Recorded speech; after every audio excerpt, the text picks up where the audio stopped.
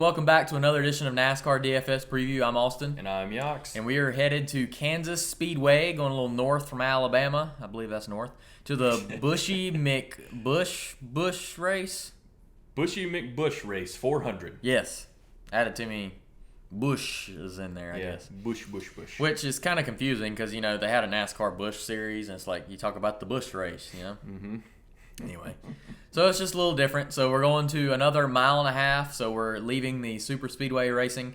A little return to normalcy at Kansas. So in terms of DFS strategy, it's a little more fun to me because we can kind of pick and choose the drivers that we really want at price points and go off of that. The prices are going to be way different too, according to what they were at Talladega. Yeah. It's more of just a sporadic top driver at the bottom kind of salary thing.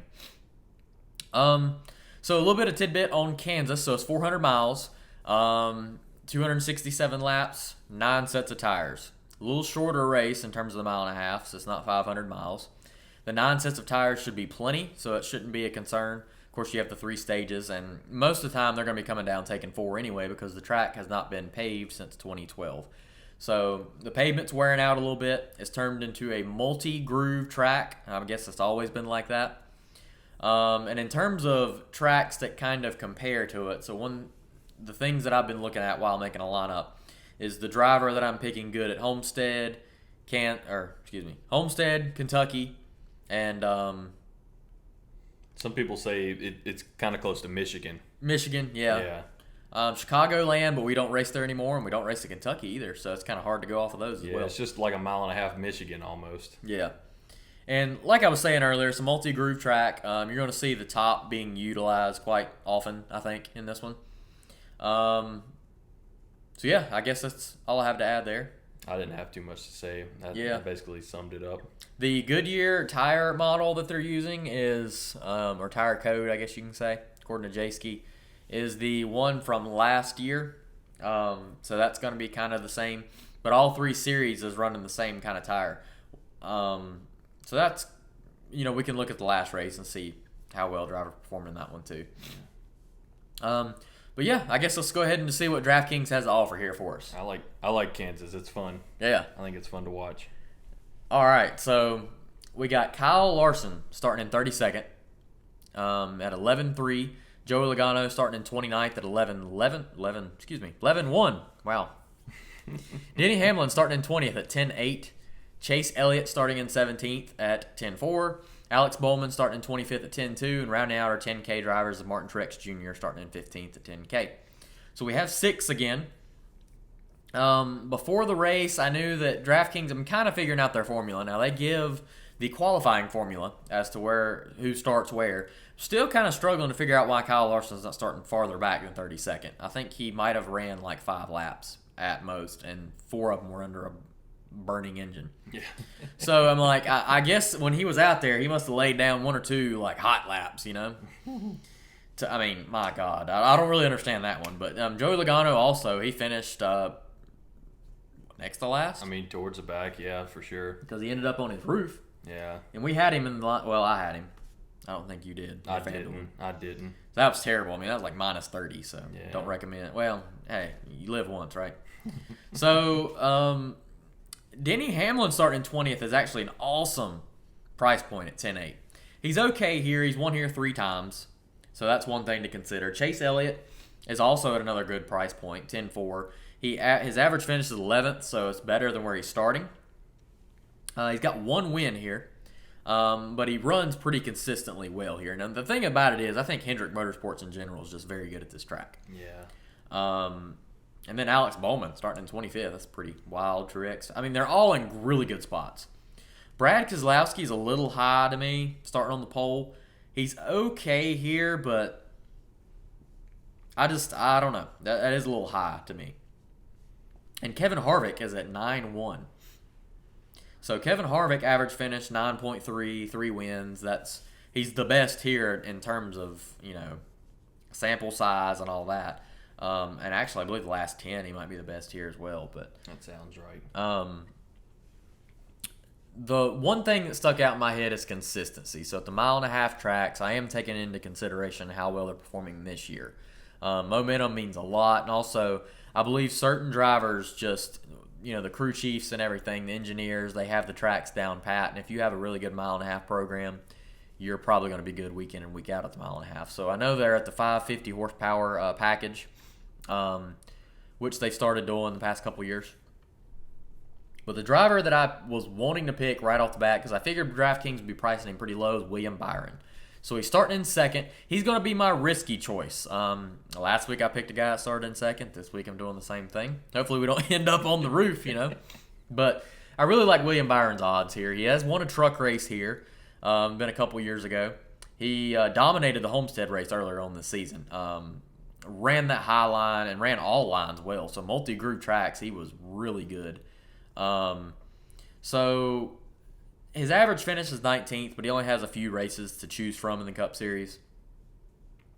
But picking William Byron, I believe, will afford me the ability to pick a top driver in that 6 range, maybe later as we make the lineup. That's one of the things, that I'm going with this week. So I do think he will run well, but I believe he has the research to back it. The fantasy points per race, he's got 40, so that would be a great output. Also, so we got 82-40 on our range here. So let's scroll down here. Ricky Stenhouse is actually starting in a very attractive option. He's at 8,200. That is pretty high for Ricky. That's not bad. Don't get me wrong. That's not a bad price for him because he is a top 15 driver week in and week out. Christopher Bell starting at 8th. He's at 8,000. The 20 car has always performed well here. So I was looking at Eric Jones' stats, who's right below him in 27th position. Eric Jones was finishing top 10 every race he was at Kansas in this car. So that might be something to think about.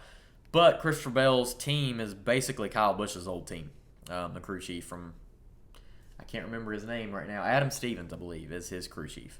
Kyle Busch? Bell now. Oh, yeah. He left Busch. That's right.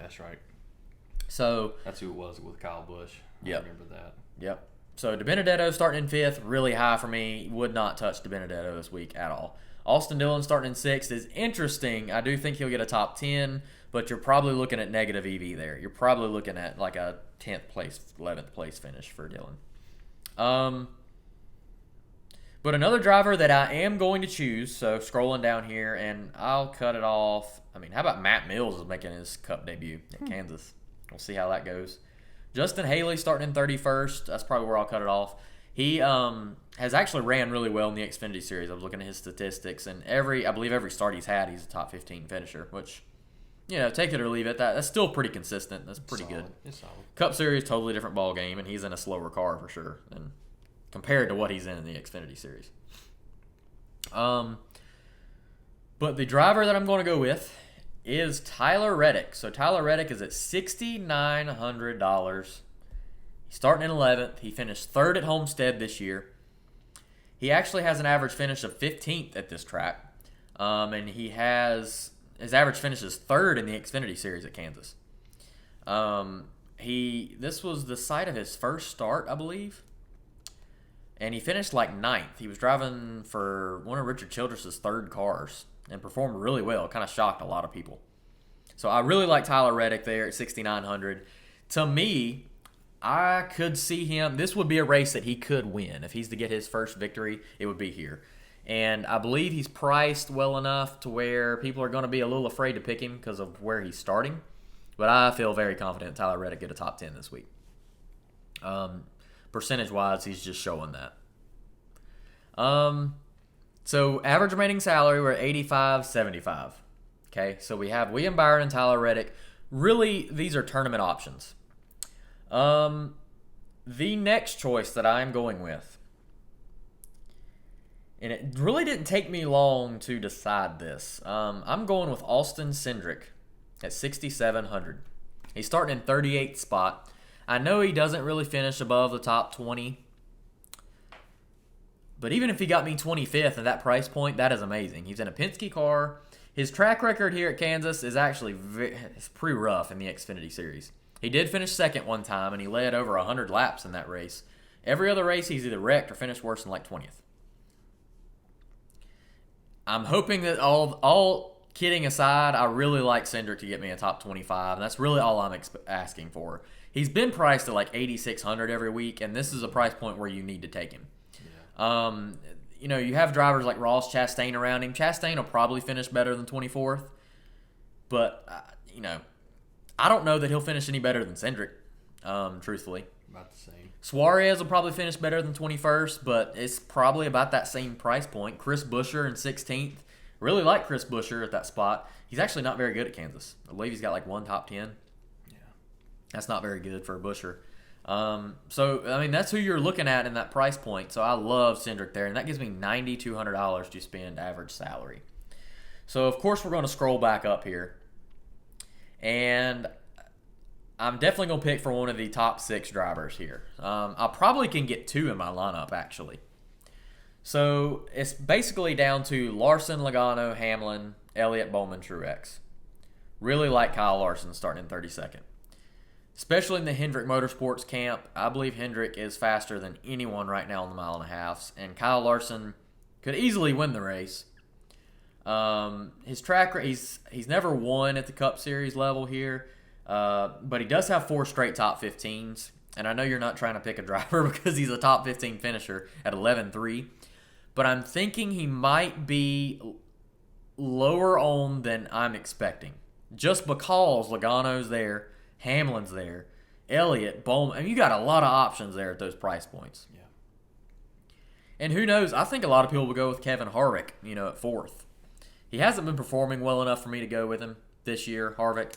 So I'm just going to tell you I'm not picking Harvick. But that still leaves me an average remaining salary of $8,150. And it's kind of a quick breakdown. And I know that, I'm scrolling through these pretty quick. But it's really an option where do I pick another 11K driver, 10K driver? If you go Logano, you're really looking at Justin Haley, which I spoke about earlier. And that's not a bad option. But Justin Haley could easily finish like 30th to me. Not a lot of positive output there. One driver that I'm considering, I said I loved Hendrick Motorsports, their camp right now. I've got Alex Bowman in my lineup. So he's starting in 25th. He's at 10-2. Bowman last year tore it up on mile and a halfs.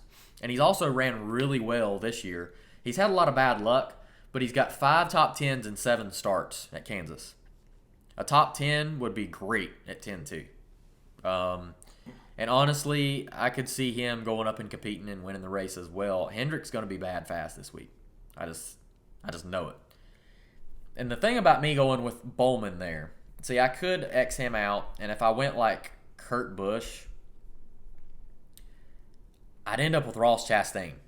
Cole Custer actually has an average finish of 10.5, which is pretty good. Mm-hmm. I just don't like Stewart Haas this year. I don't like the way they're performing right now. I think they're really gearing up for that new car next year. Kirk Busch, you have Ross Chastain, excuse me.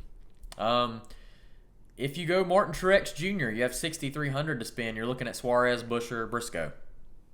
It's okay, not bad. Suarez is not a bad option. Truex in 15th, though, you don't have as much potential as you would if you pick Bowman at 25th. That's 10 spots. Who's left at 6,100? Chris Buescher and Chase Briscoe. I am drinking from the Chase Briscoe well again. This might bite me, but he's starting in 19th. He dominated at Kansas in the Xfinity Series last year. Looked really good. This is actually one of his best tracks in the Xfinity Series. And I think that he can get a top 15. Honestly, if he gets me a top 20, I am very happy. And he, to me, would be the most consistent driver to pick at that spot. Now, I do know that his Talladega finish was his best finish of the year. But he did finish it was either 19th or 20th at Homestead this year. So if he finishes where he's at, that's a great win for me. I feel great about that. So this is what I'm rolling out. So let's go ahead and clear it out. Kyle Larson, 11-3, most expensive driver. Feel like he could go up there and win the race. Alex Bowman starting in 25th at 10-2.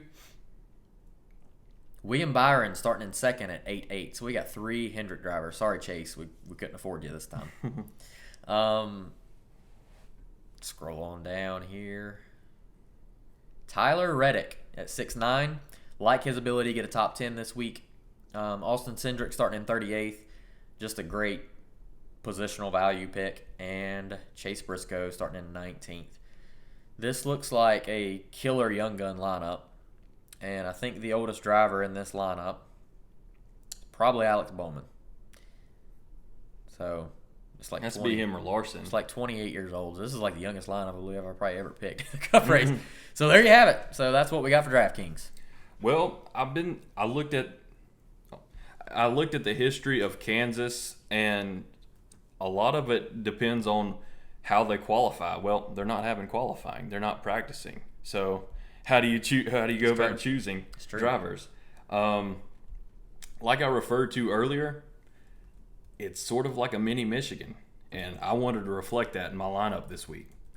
We're just going to get 2 drivers right out of the way at the top, and my top option this week was Chase Elliott.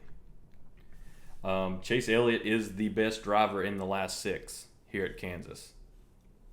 He has a 6.2 average finish in the last 6. He was a winner in 2018, and among those 6, he has 3 top 5s. So, starting from the 17th spot, I think he is money at 11.5. 11.5. That is just so cheap for him. We're right here at it. We're just gonna go with him. Kyle Larson. Kyle Larson is a 7.3 average finisher in the last 4 because he missed 2 races last year at Kansas. But an interesting stat about Kyle Larson, he is 4th in lead laps. The laps led in the last 6, but he's only raced in 4 races. So I don't know how that would have equated if he ran last year, but I mean, he's really good here.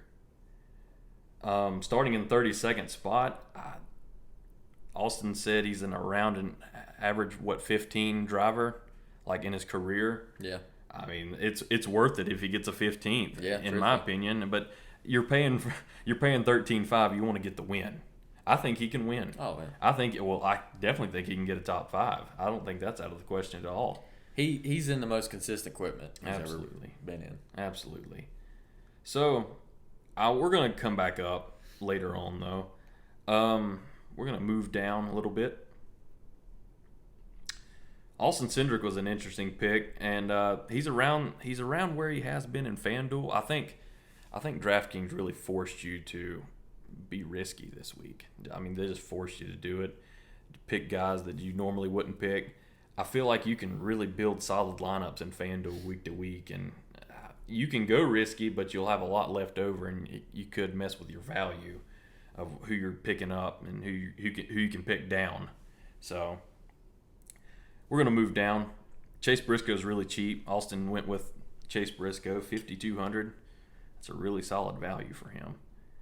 But we're going to move down. I don't really think any of these guys are really worth your time or effort.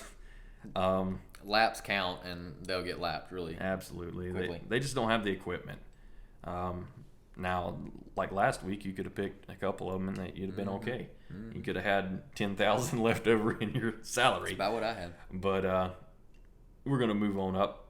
Corey LaJoie starting at 26. That's still a little high for him, I think. That's about where he's going to be running, I feel like. Ryan Preece, I don't know how well he runs here, but I don't think it's that well. He's usually not good at mile and a halves. No. But he's like the master of Talladega almost. 25th. Yeah. Average finish. Yeah, I figured it wasn't that good. Interesting to see Michael McDowell back in the top 5 as starting spot. He's 5,000, which is kind of crazy, but I mean, he could run well. He could get top 20, but that's a lot of loss. That's a lot of loss if you want to go that route. I wouldn't advise it. I kind of consider Daniel Suarez now, like in every lineup that I do, but 21st, I think that's just too steep of a hill to climb. I don't think he's going to move up any little, if any. So I'm not really going to consider him this week, and any of these other guys I'm really not considering. Ryan Newman is a former winner here, but starting at 14th, I just think that could be where he ends up or worse. Been a minute since that win too. It's been since, I think it's been since like 2004, I want to say. It's in that range. He was one of the earlier winners, 2003, 2004. Yeah, 2003. Okay. So they've raced since, I think, 2002. You've already graduated high school if you started school then. That's crazy. That is crazy. We're gonna move on up though. You're born then, actually. Ricky Stenhouse is a guy I considered. He's not ran terribly here. I don't think he has any top 10s or top 5s in the last 6 that I was looking at. But I mean, he's just been consistently beyond the top 10. So he's been like anywhere from 11th to 19th, which is not bad. I think he finished 16th in the race that he actually finished last year. So he could be a solid option. He's pretty cheap on FanDuel. Now DraftKings, they priced him a little higher. So I mean, what was he on DraftKings? Do you like remember? 8,300. Yeah, that's high. 63 is a really good value for him, and I think he could be a guy that's worth taking a risk on at 6,800. Yeah, for sure. But we're gonna move beyond him.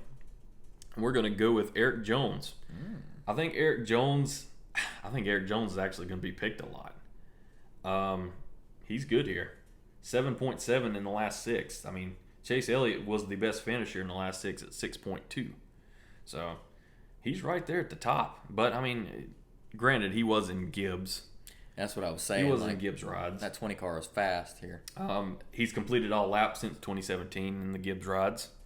So that's one thing to look out for. And he has 3 top 5s in the last 6. So he's just a really solid driver here at Kansas. And I don't know his stats at Michigan, but like we were doing before, Chase Elliott and Kyle Larson are dominant at Michigan. I'm pretty sure Erik Jones is pretty good at Michigan as well, and that could equate to something there. He's from there. Not that much. Yeah, I know he's from that area. But starting in 27th, I think definitely worth taking a risk on. 7,000. It may be a little higher than he's normally priced, but I think it's not that much higher. If I'm being honest, I think that's a good value for him at 7,000 because he's right around Cole Custer, Eric Almirola, Ricky Stenhouse. I mean, I think that's fairly priced, to be honest. We're gonna move up and see how much we have left. We have 9,000 average to spend on the next 2 drivers. Matt DiBenedetto, don't really consider him. He could run well. I mean, he's proven that he could hang in there, but I'm not anticipating a top 5 from him by any means. I looked at the DraftKings, and like I said, they just forced you to go out on a limb more with their picks. And I actually picked Christopher Bell in my DraftKings lineup. I think he'll run well. I think he's run well here in the past, even in the 95 car. Well, considering what the 95 car was bringing out every week. Yeah. William Byron was a guy that I was like early on. I picked him in my lineup, but I was wanting to value pass cars more than track position early on, which is seems like it's a rarity in the last few weeks because it feels like you have to have guys that are going to stay up there.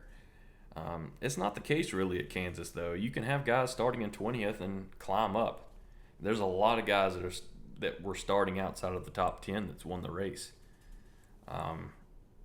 Not many beyond 20, but I mean, beyond 10, it happens often actually.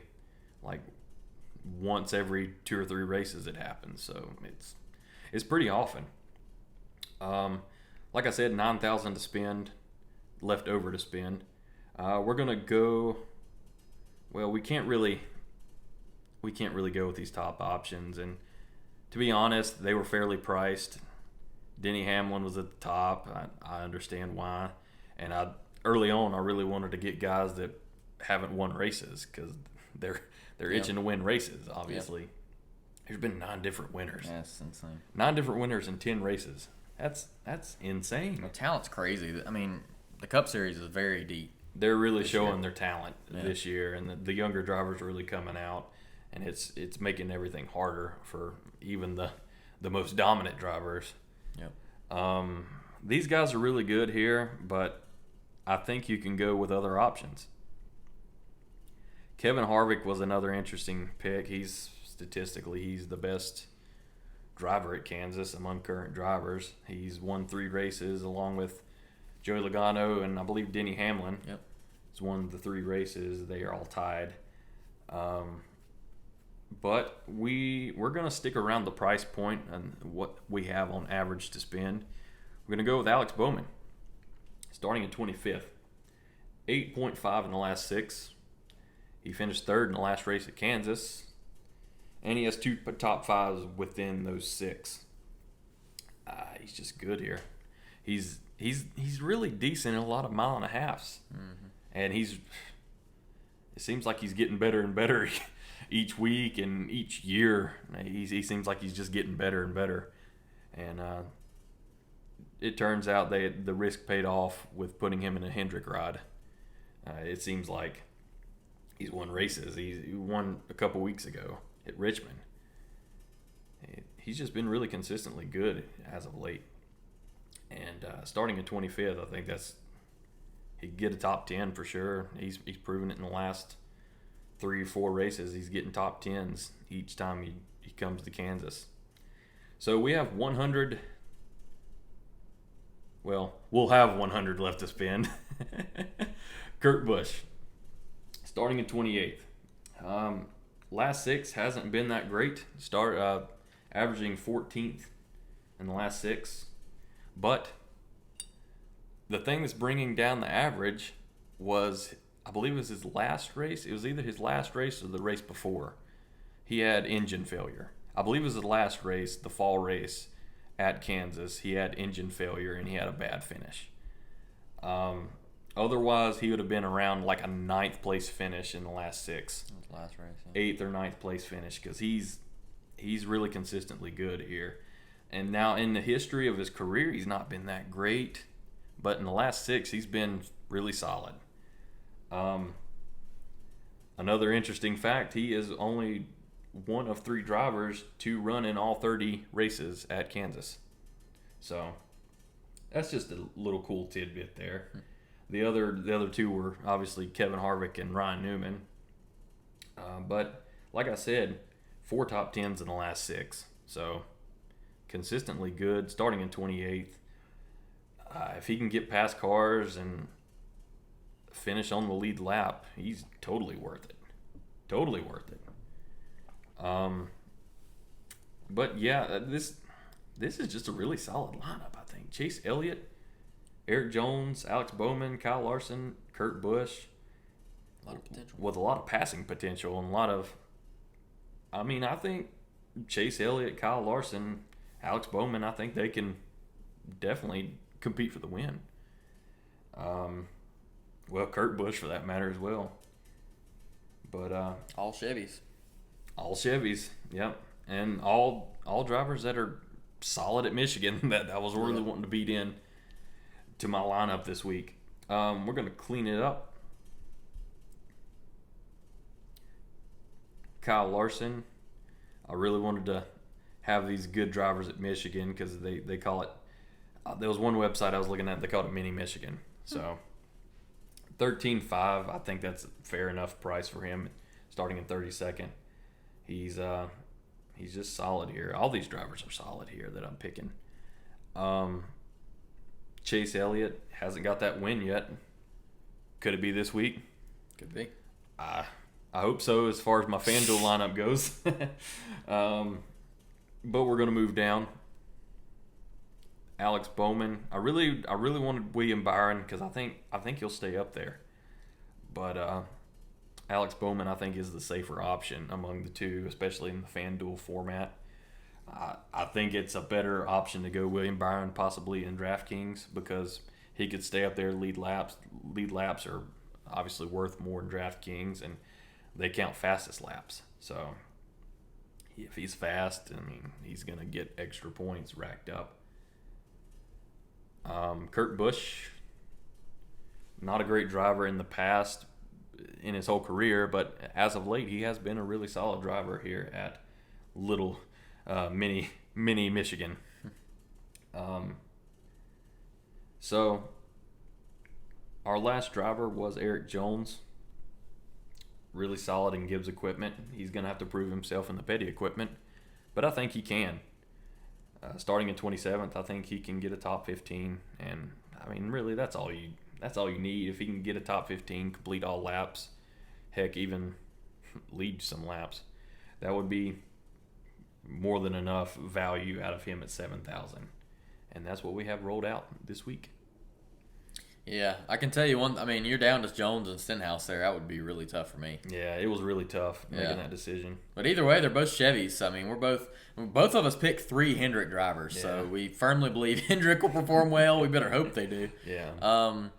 But yeah, I mean, you have to look at the way the season's gone the past mile and a half this year. You know, Vegas, Larson won, Homestead, Byron won. There hasn't been many. I can't even remember who won Atlanta. It's terrible. I don't even remember either. But anyway, it's Truex, wasn't it? I believe it's Truex. That sounds right. Anyway, that might be terrible what we're doing there. So, anyway, that's what we're rolling out here with DraftKings and FanDuel. I can tell you that DraftKings gives you a lot of creativity. So you could pick an anchor and then pick from a lot of very solid drivers like Kirk Busch, like Bell, like Stenhouse, like Almirola, like Custer. Or you could go really high and go really low like Cendrick. And I cannot believe they put Cendrick that low, actually. Yeah. We'll see if people bite, but hope they don't. They've been consistently lowering him on FanDuel. Well, I mean, not lowering him, but keeping him around 6,000. But yeah. DraftKings, they've had him at like 8,000, and they kind of warn you not to pick him. Yeah. Almost. Yeah. Yeah, so that's what we're going out with here. I don't have a whole lot much more to add. I do know that you can follow us on Twitter at The Sports Chief and on Instagram as well at The Sports Chief. You can subscribe to our YouTube channel, hit that bell notification, lets you know when our videos go up, and then hopefully we can immensely improve your NASCAR DFS knowledge. And hey, maybe you can improve ours too by saying comments and say, hey man, that pick sucked. Or, make us think a little more. Like, think hey, outside the box. Yeah, like what were you thinking picking Joey Logano last week? I don't know. You guys are tools, man. I don't know. So yeah. Anyway, we appreciate the feedback. We appreciate all the listeners out there. Absolutely. That tune in week and week out just to see what's going on with the Sports Chief. I know that we have been writing wrestling articles and golf articles, and I actually did a PGA Tour one this week. My boy Russell Henley is really bombing this week. I don't have a really good golf lineup this week. I didn't do a lineup this week. Yeah, so Joaquin Neiman's playing pretty well for me. For those of you who play golf DFS, I do it by tiers, and you can look on there and see who to pick. That's my other sport that I look at in DraftKings and stuff. So, got anything else to add, Yachts? We added a NFL mock draft. That's right. And as we're recording it on draft night. Yep. So we're ready to see who our teams picked. And Austin's ripping the Jaguars hat, so he's happy about Trevor Lawrence. And, the Titans pick's not here yet, but we'll see who the Titans pick. Yep. Hopefully it's a receiver. We need receivers horribly. Yeah. Might be bringing Tebow back as a tight end. That would be wow. Only in Jacksonville. That'd be something else. Yep. All right. So hope you enjoyed the NASCAR DFS video. Hope we helped you out, and best of luck to you at the Buschy McBusch race 400. Yes, Buschy McBusch race. Buschy McBusch race. Yeah. Thank you.